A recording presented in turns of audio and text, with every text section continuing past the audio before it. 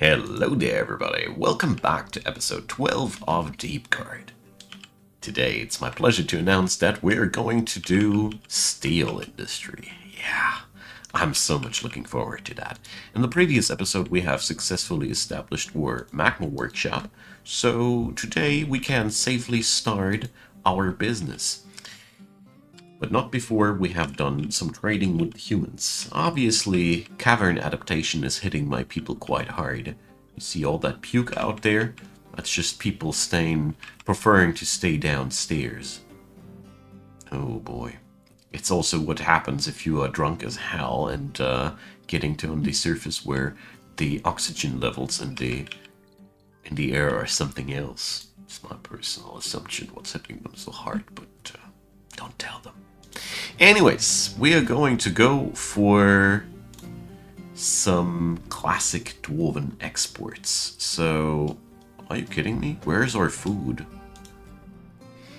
Ah, I bet it's in the rock pots.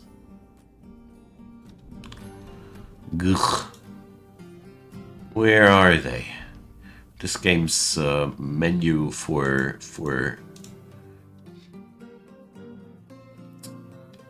inventories is really driving me up the walls repeatedly. So obviously our food is not in the barrels, because otherwise we would have nice barrels here. Bins. I don't want to trade my gemstones because that is just, well, the wrong tradition, you see. We could sell them some of our troglodytes. But seriously, there should be some containers where my where my food is stored in. Of course, you find them in the tools category. Where else? It's very clear. Tools, obviously. Duh. It's sometimes a bit too obscure for my taste, but whatever. So we're going to bring these 2 pots of fine delicacies into the area there.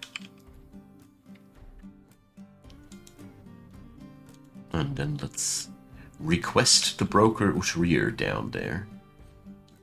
Up there. Okay. I mean, it's going to be a trade food for food, and that's why we keep up this tradition with the humans.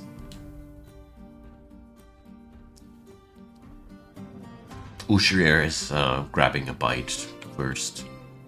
Shouldn't do any business without being properly drunk and fed.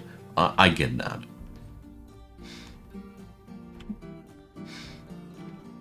So she'll be getting up there with a proper smell of booze. Come on, Ushrir. We ain't got the entire day. So there we go. So we have a grand total of about 1,400 dwarf bucks of value. So we're going to buy the berries first. It's always the berries that make the tastiest booze. Then some leaves and fruit, then the veg. Oh, that's already too costly. And we're just taking the meat. There we go. See you soon, my human friends. Let's see what they bought this time. You see, this is equally a part of the tradition. So we traded away dwarven wine roast. Cave crocodile eye in wine. Makes me rich just by the thought of it. I even know the cave crocodile. Do you too? So, chopped goat liver roast. That sounds actually like a decent meal. So, except for the green tree frog brains. Ugh. Yeah, so pike kidney, pig spleen, and goat liver. Yet again. Ugh. Yeah, that's there might be a reason why people are doubting the culinary quality of the dwarven kitchen, but they're all fools. So we got water buffalo heart, ibex tripe, groundhog intestines, and rhesus macaque intestines. Where are we getting that stuff from? Ah, yeah, we keep buying that stuff and we keep reselling it, processed afterwards. It's a foolproof business. Anyways, let's get back downstairs to our fledgling steel industry. So currently, we don't have any steel, but look what we have instead. Clay and sand. So previous episode, turns out I was just impatient, just like I hoped. Alright, step one, we're going to utilize the old hallway for flux stone, because that's the first thing that we require. We have limestone deposits in this fortress that we're going to utilize for that purpose. The limestone is not really used in any other ingredients that I personally remember right now. That doesn't mean anything though. But whatever it is, we do have an easy ways and means of establishing a lot of quarrying power for that stuff. So I don't mind at all using the limestone for that purpose. So the limestone obviously also contains fine gemstone. These opals are among the more valuable kind. It's basically the most valuable stuff you can find outside of danger zones. Which reminds me, we need to bring up a few things. Raw green glass and green glass blocks. I'll be doing more glass industry on a different occasion, but raw green glass is a must-have for artifact makers if they require glass to satisfies, and green glass blocks for the sake of scrying. If you don't know dwarven scrying technology yet, I'll show you later. You can do wonderful things with just some glass blocks. That's the gist of it. So, hell yeah. More of these. I'm sorry, gemstones just distract me. I can't focus on my work anymore. Jokes aside, next step, we're going to make pig iron bars. Pig iron bars are the precursor of steel bars. So we're always only going to make a grand total of 50. We don't need more than that. And then steel bars. Steel bars take pig iron. I think it is 2 pig iron bars, more flux stone, coal, and then you got steel, if I remember correctly. Can't remember anymore though. Probably it's a mixture of pig iron and iron. I can't remember anymore. That is not that important. We're just going to make 500 of these guys. On the other node, since we are now running on magma smelting, we are also going to smelt the limonite up until we have 500. Well, make that 1,000 iron bars. We are no more in the small-time business. We also need to smelt magnetite ore because we obviously also have that stuff, and the same pace. Yeah, we're writing bigger numbers now. But I mean, if we want to establish our dominance down there in the caverns, steel is going to be a wonderful material for my military. Much better than iron. We are probably going to kick out these jobs now. I'll be waiting until I have enough steel bars, and then we'll be making our gear henceforth out of steel. There's just no reason not to. Okay, brilliant. We got all that. So let's get back to our cavern city project. It's quite deep down below if we just go downstairs like that. So the good news is I am pretty confident that the Terror of the Deep is currently sitting at the tier 1 layer, tier 2 layer. I don't think that there is any other creature lurking there, but we're now going to go into emergency mode. Emergency mode means that we will now have it only this way opened. This is actually quite dangerous as it leads into the city as I see it right now. This bay is a foolish one. I should have started here. Yeah, well, We're practicing this. I never had a mass containment chamber system like that. So we probably should just be starting to build the other chamber right as I'm speaking. But I want to see if I manage to lock something in here. The basic idea is simple. Whatever aggressor comes in, we'll look for this path, and then I can lock it in by just blocking the doors. You just need to be fast enough. But if the incoming threat is a forgotten beast, I usually just stay here on guard permanently. The kitten is a nice trick here as well. As kittens never grow hungry, they can just stay here forever. I don't know. They live off the dust of the on the floor. I don't know.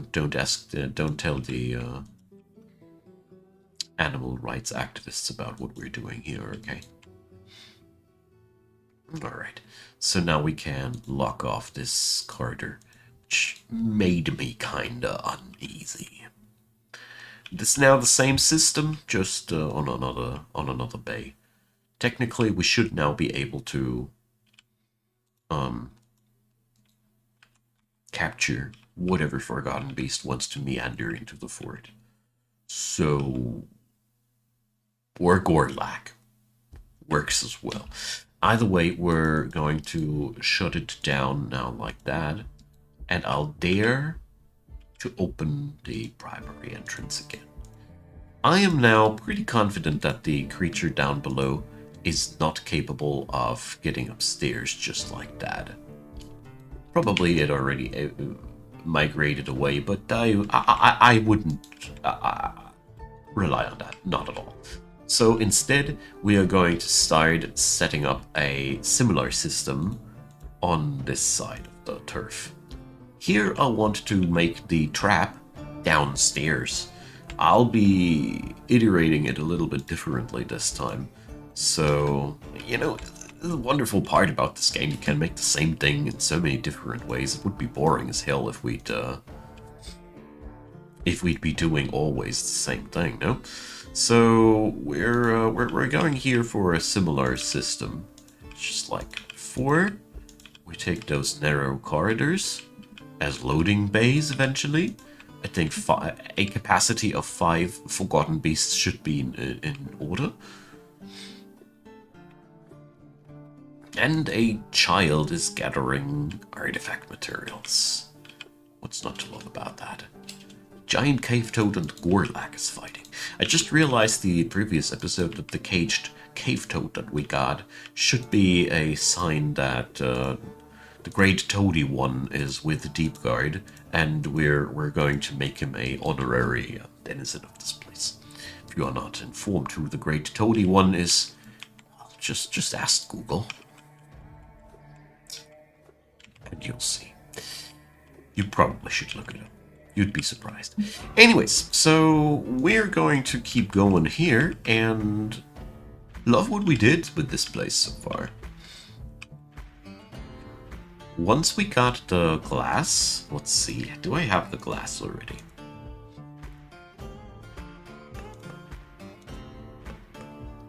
So we do have all these enabled, so it should be... yeah, should be possible. So, well, eventually our new magma workshop should get the job done. Let's scroll back there and see what happens there. Well, not much as of yet.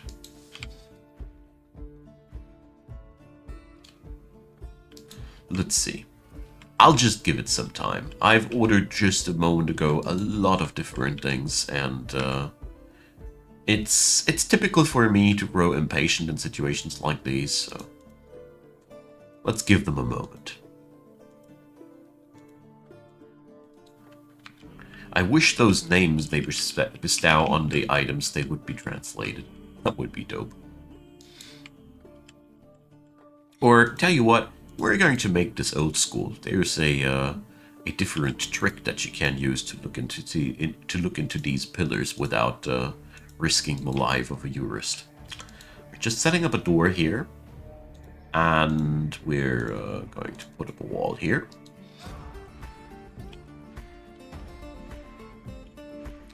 And we're going to station the military here. Just in case somebody comes creeping. You never know.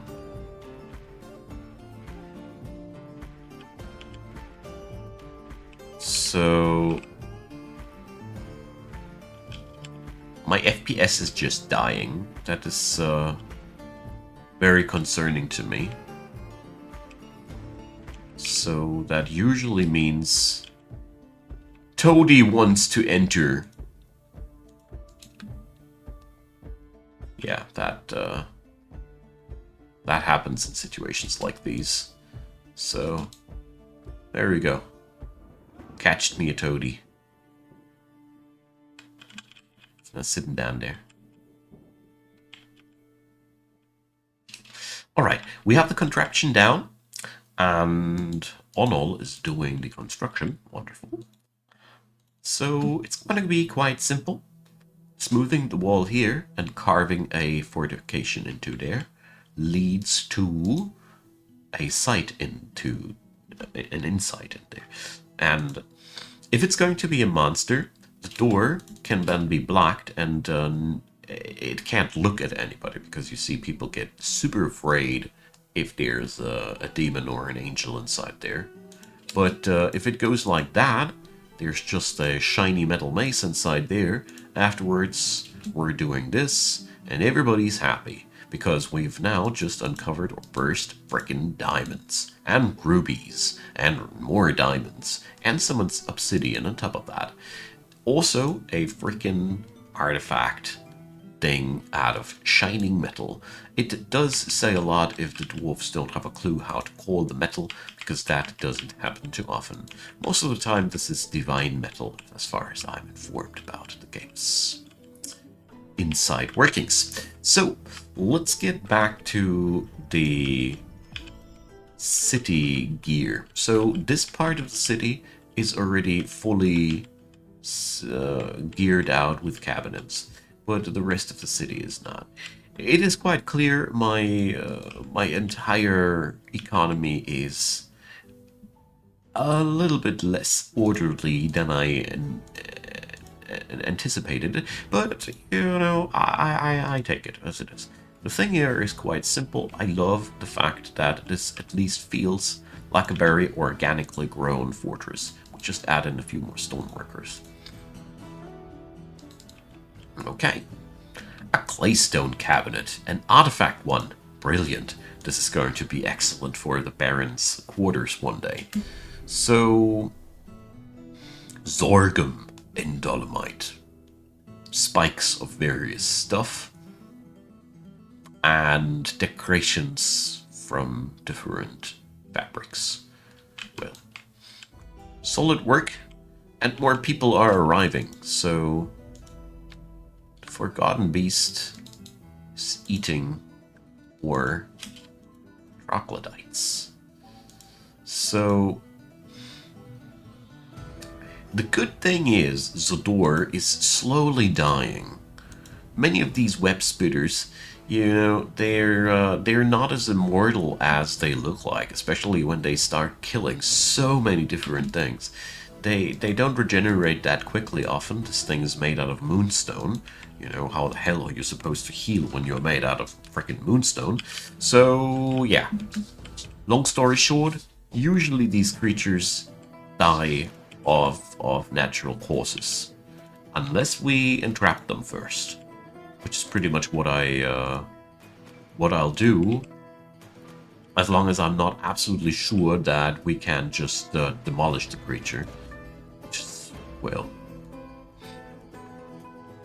let's just say it is quite hard to foresee properly if your people are able to pull off the fight without any problems. Sometimes when the enemy is composed out of snow or something silly and goofy like that, it is pretty clear that you're going to smack the guy and kill the guy.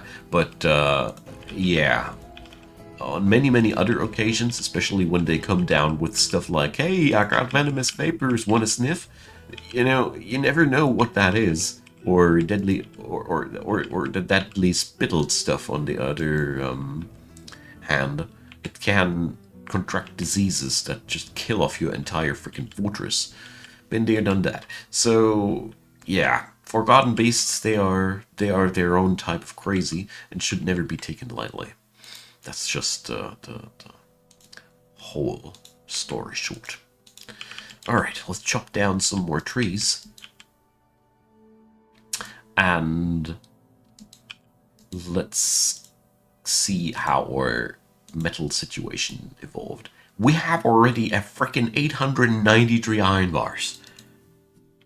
That escalated quickly, friends.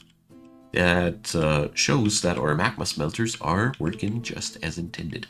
My limonite stockpiles are depleted, so I might want to change something about that too. It was the dolomite layer, wasn't it? So let's carve out some brown jasper here. And yeah, so this is a story that I must monitor very closely, as it can lead to unforeseen complications. Well, we just need to wall it off if it ever breaches into the caverns for real. That is basically what I'm trying to get down to. But yeah, let's better be safe than sorry, right? That was a very minor vein. Okay. Let's do the same stuff here. We can wall it off afterwards, after all. Ah, that's what we are using limestone for. Doors. I knew I had some usage besides the steel production. That's just fine.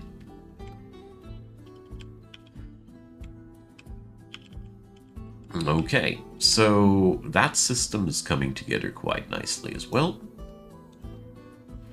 Alright, so I've learned from my previous mistakes. Bridges first, and then the doors.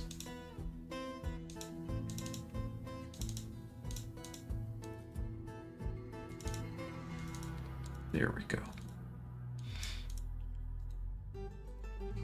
We're also going to need a machinery room, obviously. This whole fortress is going to be one frickin' powder keg.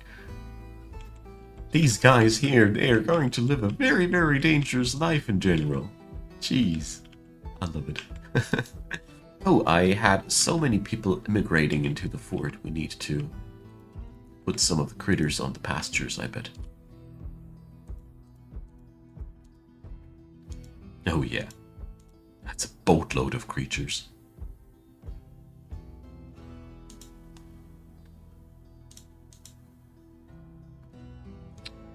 Alright. Quite surprised that none of these died so far. Alright, so let's release the Froggo. Or send the red torches onto the creature. Well, only the one in the cage is of relevance. Don't you understand things strongly here? So yeah, we're slowpoke creating steel. Works out as intended. Brilliant. Let's just give them the time that this requires. We have, let's see, a lot of jobs here designated, and I think we might be happy with a bit more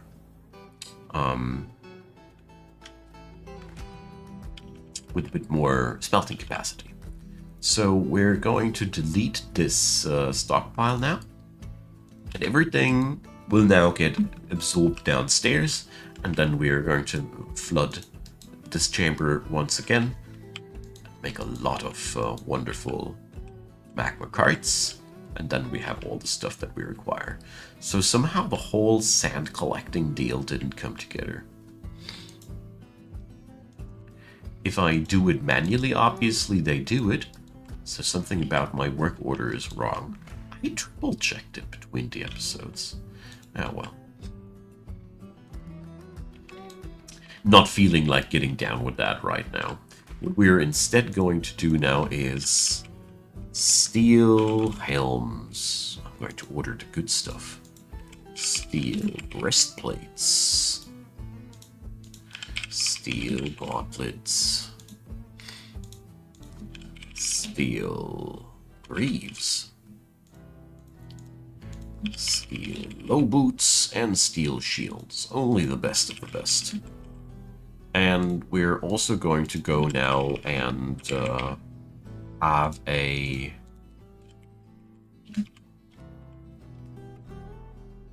suit of all the weapons available at all times. I don't see any reason why we should lay low in this on this end. This is the wealth of this place, and good weaponry is invaluable, so we're doing this.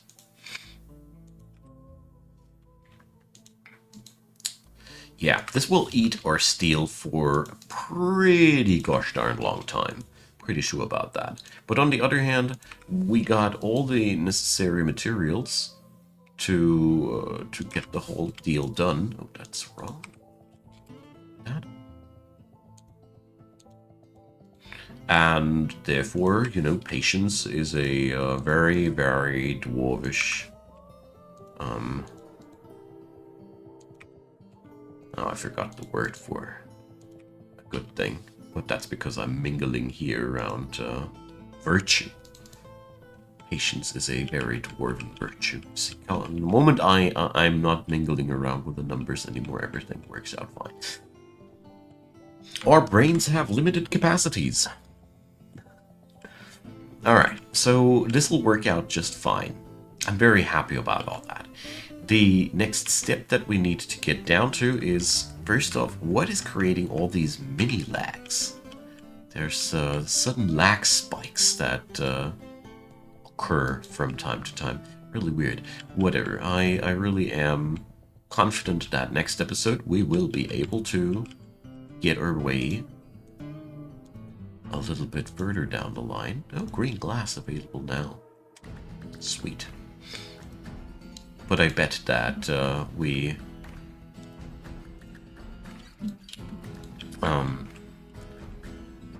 just processed what I gathered by myself. It just reminds me that I foolishly allowed them to dig somewhere. Ah, yeah, alright. Somebody just lost his bedroom, that's all. We're going to replace those walls, don't you worry!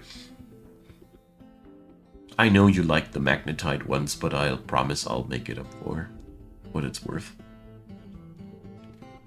As soon as the save file thingy releases me from its deadly grip.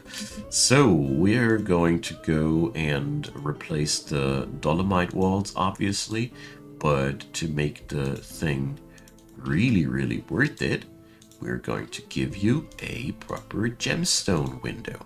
Because I have decided that this fortress, unlike many, many other of my fortresses, will not use gemstone to decorate items. They're going to use gemstone to decorate their home and trading.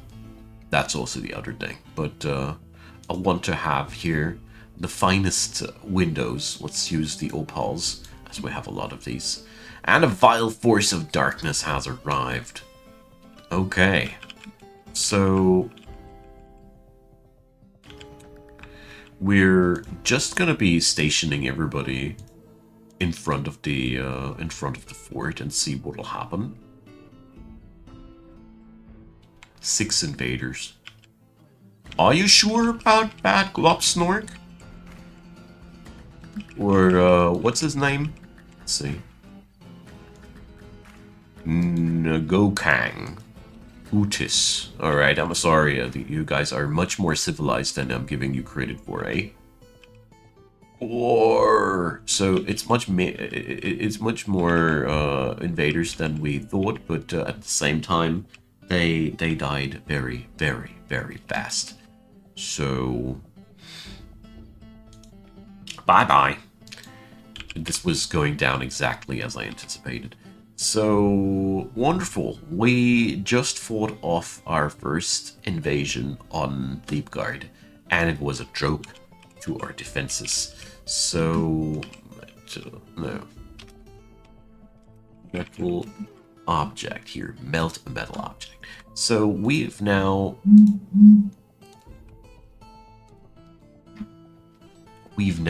found our first sources of goblinite, which is always greater than 1, actually, should be.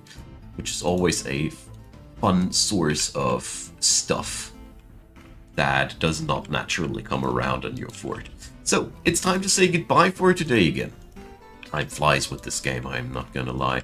But, yeah. So, thanks for being around, you all. We're going to continue next time the adventures of Deepguard. We surely will get some trade going, as it is autumn, and the invaders have been fought off immediately. So, I don't see any problems going down on that. Oh, but I do see some people being mortally injured. Good thing that we have doctors and everything by now going down, because people are retching and bleeding to death. So let's see. A legendary fighter was very, very mortally wounded. So hold fast, Stakud. We're going to get you to get... Whoa, her skull is broken? Well, we'll see about that. Drop me your comments down below, leave a thumbs up, consider subscribing, and check out the description box leading to all the different fortresses that I've played in this world and the fortresses that I've been playing in a different world as well. So enjoy yourself there. Feel free to support the channel financially, and of course a big thanks to all of you who do, and a big thanks to you, especially you right here right now watching this video up until the very end of the episode. I really appreciate you folks a lot. So, have a wonderful day and see you around.